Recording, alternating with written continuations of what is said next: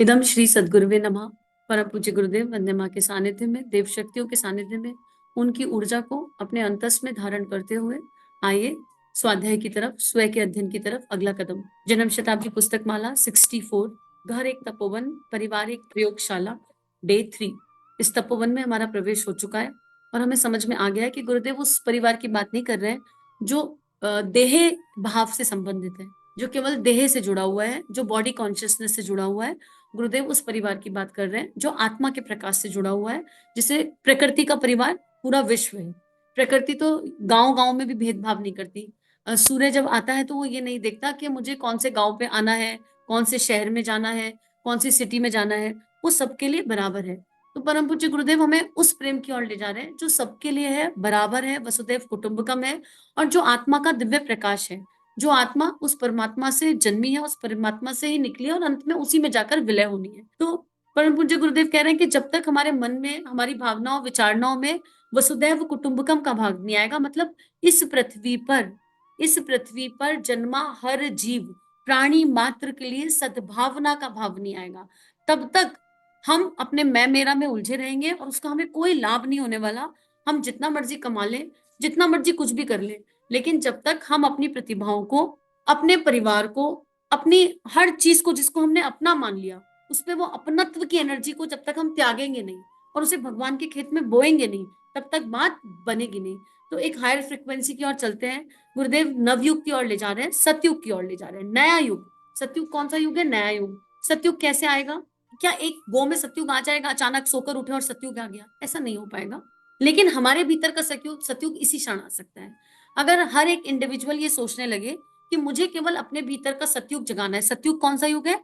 जो सत्य और धर्म के आधार पर चलता है, जिसकी नींव में प्रेम है, जिसकी नींव में सबके लिए संभाव है, जिसकी नींव में मानव धर्म की बात होती है। सतयुग वो है जो भगवान बुद्ध ने समझाया। सतयुग वो है जो राम राज्य के समय में था। सतयुग वो है जिसके लिए भगवान श्री कृष्ण ने महाभारत कर दी, उस महान भारत की स्थापना के लिए। तो अगर हम ये सोच लें कि हम सतयुगी आत्मा है और हमारे भीतर का सतयुग जागृत हो गया है, तो वो सतयुग जब जागृत होगा तो वो चारों तरफ नवसृजन अपने आप कर देगा, ऑटोमेटिक कर देगा।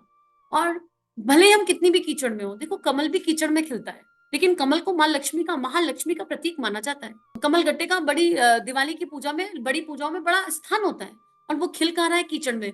तो अगर हम कलयुग रूपी कीचड़ में हैं भी, तो भी हम सतयुग रूपी कमल बन सकते हैं। क्यों बन सकते हैं? क्योंकि हमारा गुरु हमें संभाल के लेकर चल रहा है और हम उस रास्ते पर चल रहे हैं जो ऋषियों ने देखा है, जो गुरुजी ने देखा है, जो गुरुजी ने जिया है। और गुरुदेव आह्वान कर रहे हैं किस चीज का? गुरुदेव कह रहे हैं कि आप रिसर्च करने के लिए तैयार हैं, आप इस प्रयोगशाला में प्रयोग करने के लिए तैयार हैं। गुरुदेव हमें सारे प्रयोग बताने के लिए तैयार हैं। कुछ प्रयोग गुरुदेव ने मैं क्या हूं पुस्तक में बताए, कुछ प्रयोग गुरुदेव ने आत्मा और परमात्मा के मिलन संजोग में बताए, और कुछ छोटे छोटे प्रयोग गुरुदेव यहाँ बता रहे हैं। पर ये प्रयोग सुनने के लिए नहीं है। प्रयोगशाला मतलब प्रैक्टिकल। हम प्रैक्टिकली इन चीजों को अपनाने के लिए तैयार हैं। मात्र हमने सुन लिया और सुनकर भूल गए, या सुनकर बड़ा अच्छा लगा और किसी को कहानी के जैसे सुना दिया, उससे बात नहीं बनने वाली है। हमने सुना, चिंतन किया, मनन किया, मंथन किया, ये तीनों अलग अलग फ्रिक्वेंसी होती है। चिंतन मतलब अपनी विचारों की दिशा को बदलना। अभी तो विचार करप्ट है, गलत दिशा में है। चिंतन मतलब अपने विचारों की दिशा को बदलना। मनन मतलब अब ये मन ही वो विचार हो गया, ये मन ही कृष्ण हो गया। मनन का मतलब है प्रवर्त मन का क्षय हो जाना, आध्यात्मिक मन का पूर्ण रूपेण जागरण। और मंथन का मतलब है अब इम्प्लीमेंटेशन। जब हम इम्प्लीमेंटेशन करेंगे, जब समुद्र मंथन हुआ था तो उसमें से विष भी निकला था और अमृत भी निकला था। तो जब मंथन करेंगे तो हमारे ही भीतर की वृत्तियां निकल निकल कर बाहर आएंगी, और जब वो वृत्तियां बाहर आए तब हमको स्ट्रांग रहना है इस मंथन पर। और इस तीनों चीजों को करने के लिए हमको नाम जप का सहारा लेना पड़ेगा, हमको उपासना का सहारा लेना पड़ेगा, हमको साधना का सहारा लेना पड़ेगा, गुरु के श्री चरणों का ध्यान हर क्षण करना पड़ेगा। और वो करना ही चाहिए, पड़ेगा की एनर्जी से, चाहिएगा की एनर्जी पर आना होगा। परम पूज्य गुरुदेव कह रहे हैं, मित्रों में ये कहना चाहता था कि अगली दुनिया में, जिसमें सब लोग प्रसन्नता का जीवन यापन करेंगे, खुशहाली, शांति, सिद्धि, चमत्कार का जीवन जिएंगे, यह युग सतयुग होगा, धर्मयुग होगा। इसे चाहे आप जो भी नाम दें, इसमें हमें कोई नाराजगी नहीं होगी। लेकिन नवयुग का आधार एक होगा, कानून एक होगा, नवयुग की संस्कृति एक होगी। तब क्या होगा? पारिवारिकता का वातावरण होगा। वह क्या है? आप जो दायरा अभी इस्तेमाल करते हैं, वह बड़े दायरे में करना होगा। आप जो दायरा, जो लिमिटेशंस है हमारी, उन लिमिटेशंस को बढ़ाना होगा। और देखिए, गुरु वाक्य ब्रह्म वाक्य होता है। ये जिस महान लेखक ने लिखा है वो लेखक नहीं है, वो एक ऐसी चेतना है जिन्होंने 24 साल गायत्री के 24 अनुष्ठान किए, और उन 24 सालों में कुछ नहीं खाया। हम अगर 40 दिन भी कुछ ना खाए तो हमारी क्या हालत हो जाती है। स्वाद तो उन्हें पता ही नहीं, ना नमक खाया ना मीठा खाया। एक तेजस्वी युग ऋषि, युग दृष्टा, जिन्होंने युग लिखा है, जो महाकाल का अवतार है, जिन्होंने उस बीच में हिमालय यात्रा करी। सुनसान के सहचर पढ़कर देखिए, हिमालय यात्रा का जो अनुभव परम पूज्य ने उसमें लिखे हैं, वो कितने दिव्य हैं, कितने सुंदर हैं। तो ये जिस वाणी से आ रहा है, जिस लेखक ने, आप उसे लेखक कहें, आप उसे गुरु कहें, आप उसे युग दृष्टा कहें, आप उसे केवल एक नाम दे दें, आचार्य पंडित श्री राम शर्मा, आप कुछ भी कहें, लेकिन जिस फ्रिक्वेंसी और जिस वाइब्रेशन से ये आ रहा है, ये एक अफर्मेशन है जो सत्य होगी ही होगी। और उस सत्य में हमारा आवाहन किया जा रहा है, ये हमारा दरवाजा खटखटाया जा रहा है कि देखो बच्चों, सतयुग तो आना है, नवयुग तो आना है। उस नवयुग में अगर तुमने आज साथ निभा दिया तो तुम्हारी पोजीशन फिक्स है, राइट, एक दैवीय जीवन तुमको मिल जाएगा। लेकिन अगर आज तुमने अपनी असुरता की वृत्ति को नहीं छोड़ा, तब मत कहना। जब राम जी ने दरवाजा खटखटाया था, कोई नहीं आया। कौन जानता है राम राज्य में बाकी कौन रह गए, लेकिन रीच वानरों को सब याद करते हैं। राम जी ने मनुष्यों का भी दरवाजा खटखटाया था। कौन रावण से लोहा लेने में हमारी सहायता करेगा। सब लोगों ने कह दिया रावण जैसे शक्तिशाली से तो हम नहीं लड़ेंगे, डर गए सारे राजे महाराजे, सब डर गए। ऐसा हो सकता है कि राम जी ने सीधा बंदरों को बुला लिया हो, डायरेक्ट बंदरों का आह्वान किया हो। नहीं जी, इंसानों का किया था। इंसान सो रहे थे, जागृत नहीं थे। उन्होंने कहा अच्छा, इंसान से काम नहीं तो हम तुम्हें दिखाते हैं, हम बंदरों से करा लेंगे। भगवान थे, उन्होंने कहा लो देखो, मेरे आह्वान पे तो बंदर भी कूद जाएंगे। तो हम बंदर तो नहीं है, एटलीस्ट हमें योनि तो मानव की मिली है आज की डेट में। अगर हम मानव योनि में है तो मानवता कहाँ है। इस मानवता के नाते ही इस आवाहन को हम स्वीकार कर ले। हमसे होगा या नहीं होगा आप करा लीजिए, हम स्वीकार करते हैं। हमारे अंदर अभी बहुत मारता है, हमारे अंदर हमारी वृत्तियां अभी बहुत माइनस में है, हमें सब दिख रही हैं। पर क्योंकि आप कह रहे हैं, आप कह रहे हैं, हम आपका कहाँ मानेंगे। आपने कहा उपासना कीजिए, हम करेंगे। आपने कहा साधना कीजिए, हम कर लेंगे। आप जितनी कराएंगे कर लेंगे, हमारे अभ्यास प्रयास में कमी नहीं होगी। लेकिन अगर हम सुन के कह दें क्या पागलपन की बात है, इतना कलयुग फैल रहा है, सतयुग आएगा कहां से, तो समय आपके सामने ही है, आंखों से सब दिखाई दे जाएगा। कोरोना किसी ने सोचा था, डिमोनेटाइजेशन किसी ने सोचा था, सब कुछ आ गया ना, आता ही है। चीजें ऐसी घटित हो रही हैं जो बियॉन्ड इमेजिनेशन है, बियॉन्ड विजुअलाइजेशन है, बियॉन्ड थॉट प्रोसेस है। ऐसा बहुत कुछ आने वाले समय में होगा। तो उसके पहले अगर हमको एक कवच दिया जा रहा है और उसमें केवल हमारा लाभ है, किसी का लाभ नहीं है, तो गुरुदेव उस नव युग की फ्रिक्वेंसी पर हमारा आवाहन कर रहे हैं। और क्या कह रहे हैं, अपने दायरे को बड़ा कर लीजिए। मैं मेरा के दायरे से बाहर आ जाए, देह भाव के दायरे से बाहर आ जाए, आत्म भाव के दायरे में जीवन जिएंगे। जिम्मेदारियां बहुत उठा ली, कर्तव्य निभाएंगे। जिम्मेदारियां देह भाव से आती हैं। जिम्मेदारियां मुझे मेरी संतान, मेरे पति, मेरे बच्चों तक, मेरे कुटुंबियों तक सीमित करती हैं। और जिम्मेदारियों में आशा अपेक्षाओं का बोझ छुपा रहता है। लेकिन जब हम कर्तव्य कर्म करते हैं तो हम आत्मा से करते हैं। और जब हम आत्मा के प्रकाश के अनुसार कर्तव्य कर्म करते हैं तो वो कर्तव्य कर्म हर बच्चे के लिए होगा, हर रिश्ते के लिए होगा, संपूर्ण मानव जाति के लिए होगा। उसमें आशा अपेक्षा का भाव नहीं होगा। उसमें बस ये होगा कि हमको क्या करना है। उसमें युग धर्म की प्रायोरिटी होगी। आपत्ति काल में युग धर्म निभाना पड़ेगा, उसके लिए बाकी सारे धर्मों को एक तरफ करना पड़ेगा। तो गुरुदेव लिख रहे हैं आपको 850 रुपए मिलता है, एग्जाम्पल है 850। चलो 850 नहीं मिलता, आज की डेट में 8000 मान लेते हैं, कैलकुलेशन ऐसे कर लेते हैं।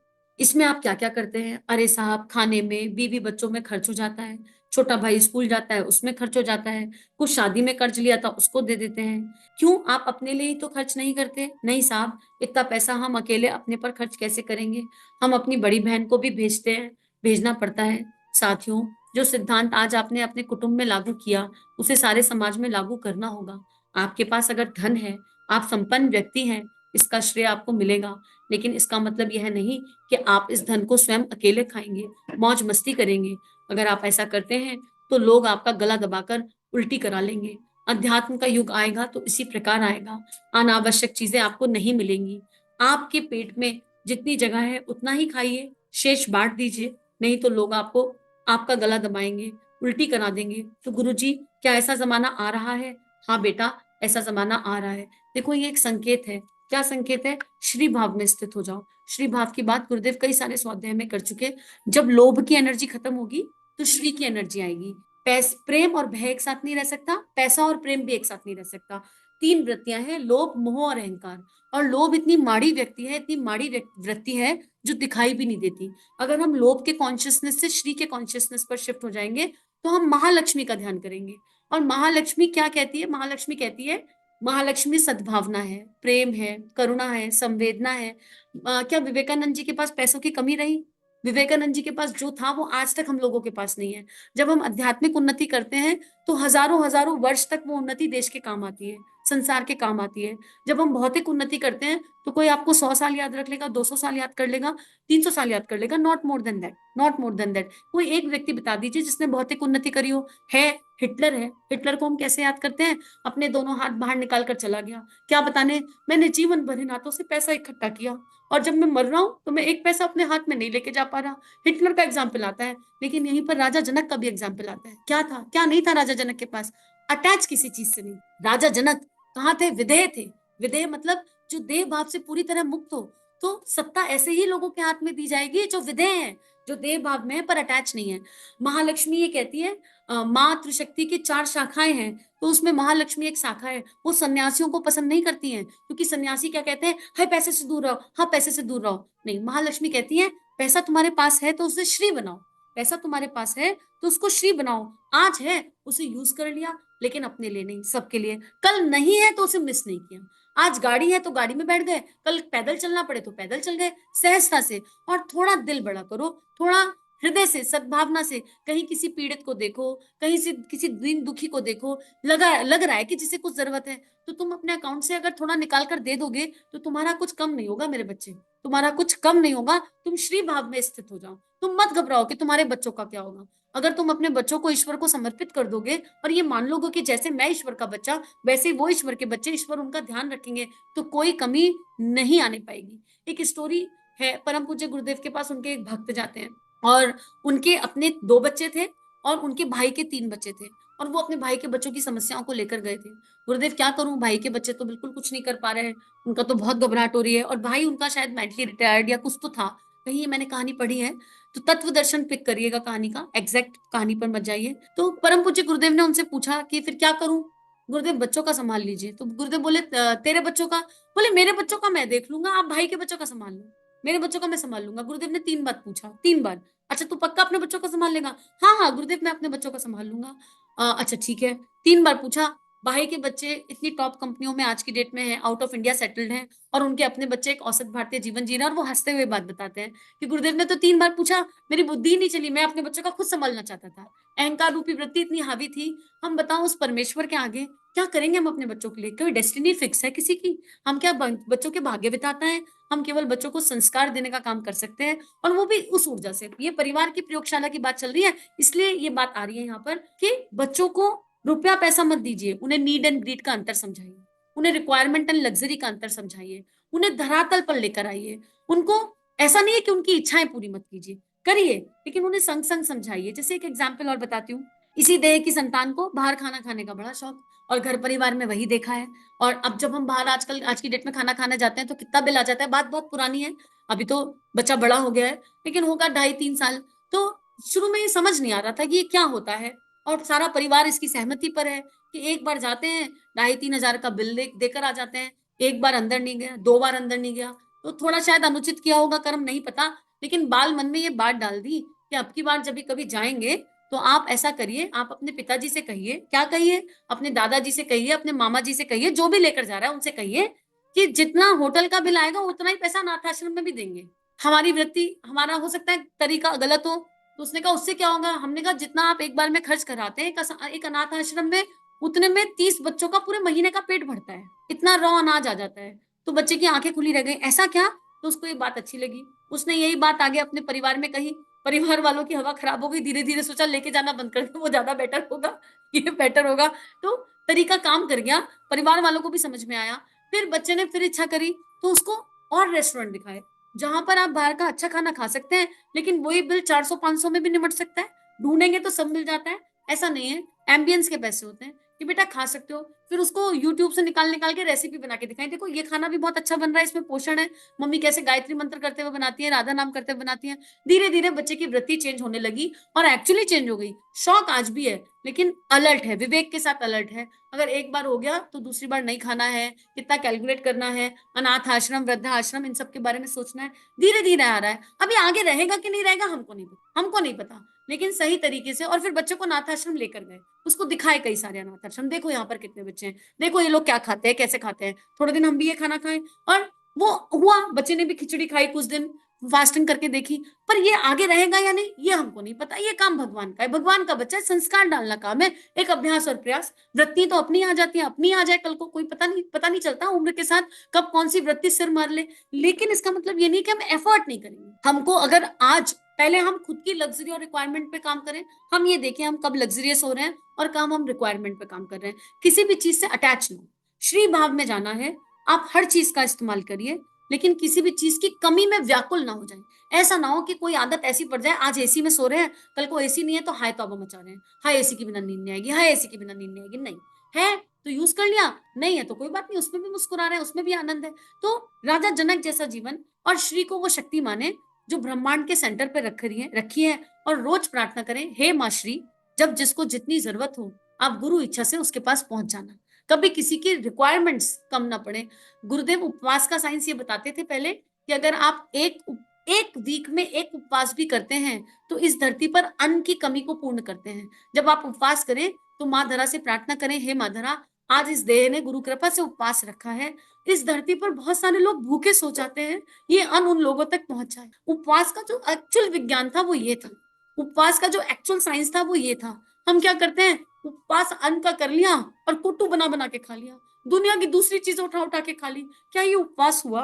क्या ये सही मायने में उपवास हुआ? हमने नहीं किया उपवास, हमने ना माँ धरा को सुकून दिया और खुद की शेखी बधारी, खुद की शेखी बधारी।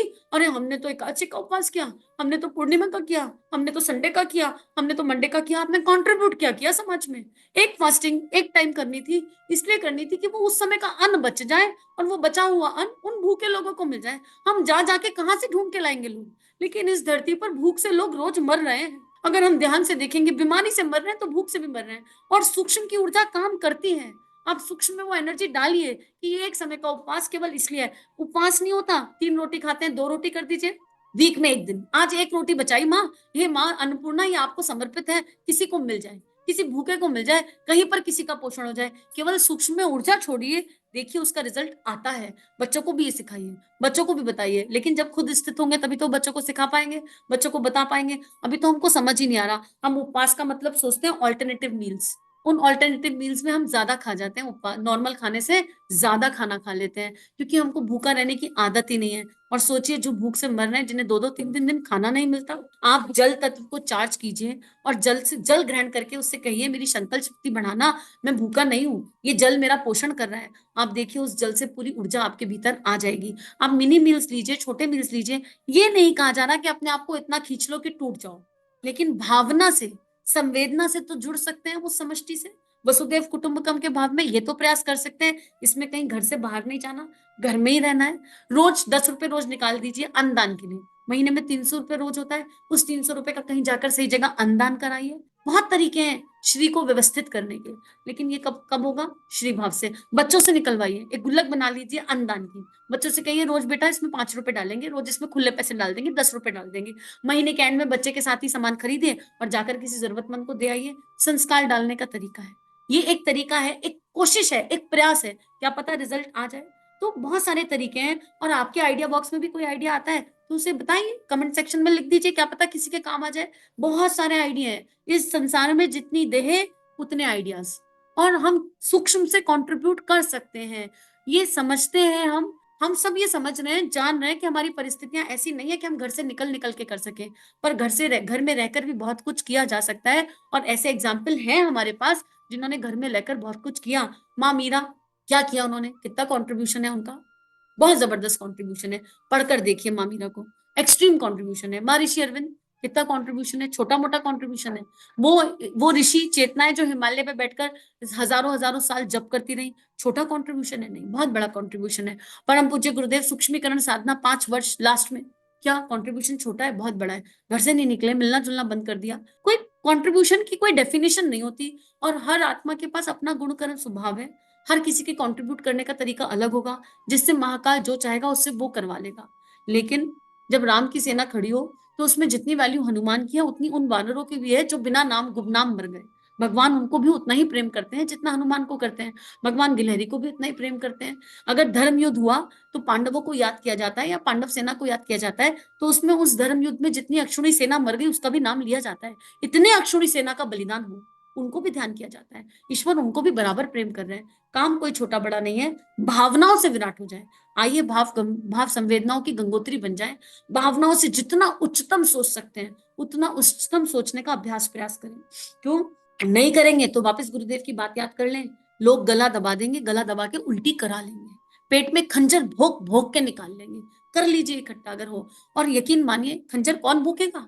हमारी संतान बड़े होके हमारी कनपट्टी पर गोली रखकर सब खाली करा लेगी। हो नहीं रहा आज की डेट में। कलयुग में देखते नहीं है, माता पिता वृद्धाश्रम में हैं और संतान ही लूट कर ले जाती है। कोई अलग से नहीं आएगा, ऐसा नहीं कि कोई बाहर से आ जाएगा और लूट कर ले जाएगा। संतान ही आएगी और कहेगी बहुत हो गया तुम्हारा, तुमने छाती पे मूंग दल रखी है बहुत ज्यादा, तुमने इस पे सांप की केचुली की जैसे इस प्रॉपर्टी पर बैठे हो तुम लोग, जाओ तुम्हें निकाला, तुम जाओ वृद्धाश्रम, अब ये हमारी हमारी ही संतान हमारे कर्म का फल दे देगी। समय रहते जाग जाए, नहीं जागे तो बहुत पछताएंगे। उस वृद्धाश्रम में चले भी जाएंगे ना तो आत्मा के ऊपर जो बोझ होगा, है मैंने क्या बोया और मैंने क्या पाया। तो जो बोएंगे वो पाएंगे। ये जो गुरुदेव गला घोटने की बात कर रहे हैं, ये बाहर से नहीं घोटेंगे, हमारे ही बच्चे घोट देंगे हमारा गला। आपस में लड़ते मरते दिखाई देंगे। अगर एक घर में 4 बच्चे हैं ना, वो एक दूसरे का कत्ल कर देंगे पैसे के लिए। अगर हम पैसे की एनर्जी पर लड़ते मरते रहे, अगर हम श्री की एनर्जी पर शिफ्ट नहीं हुए, अगर हमने समझा नहीं कि श्री अर्थात देने का भाव, अगर हमने समझा नहीं कि हमारे आसपास हाहाकार फैला है, हमें कंट्रीब्यूट करने की आवश्यकता है, अगर हमने जाना नहीं सीखा नहीं, तो जो करेंगे वो लौट कर आएगा। इसी का आखिरी आखिरी पैराग्राफ पढ़ लेते हैं। परम पूज्य गुरुदेव कह रहे हैं, मित्रों, आपके चाहने से आपके लिए दुनिया तो नहीं बदलेगी। आप अपनी चाह, अपनी मर्जी को अपनी जेब में रखिए। दुनिया की समस्या का हल जिस तरह होना है वह उसी तरह होगा, उसी प्रकार होगा। ऋषियों ने जो नारा लगाया था, आज हम पुनः उस नारे को लगाते हैं। वसुदैव कुटुंबकम, वसुदैव कुटुंबकम, वसुदैव कुटुंबकम। भारत माता की जय, भारत माता की जय, भारत माता की जय। अखंड भारत, अखंड भारत, अखंड भारत। यही वो नारा है। इसके आधार पर ही दुनिया में मोहब्बत, चलन, रिश्ते, व्यवहार एक होंगे। इसका विकास पारिवारिकता की भावना से ही होगा, इसके सिवा कोई रास्ता नहीं। तो आइए अपनी कॉपी जांच कर लेते हैं कि हमारे भीतर पारिवारिकता की भावना किस स्तर पर है। अगर 10 में से खुद को नंबर देने हैं तो कितने नंबर देंगे? और अगर नंबर नीचे आ रहे हैं तो कोई सुखी दुखी होने की बात नहीं है। अभ्यास प्रयास की यात्रा है, आज से शुरू कर देते हैं। छोटे छोटे स्टेप लेंगे, छोटे छोटे स्टेप, मिनी स्टेप। और हर किसी के अपने स्टेप होंगे। जो भी स्टेप आप ले रहे हैं, अगर उसमें स्थित हो जाए, 40 दिन उसका अभ्यास प्रयास कर लें और आपको अपने अंदर कोई बदलाव मिले तो आसपास लोगों को बताएं कि हमने ये करके देखा, हमको ये करके अच्छा लगा, आप भी करके देखिए। Whatever step you take, जो भी आप लेंगे, सबके गुणकर्म स्वभाव अलग है, सबकी डेफिनेशन ऑफ पारिवारिकता अलग होगी। लक्ष्य एक है, वसुदैव कुटुंबकम।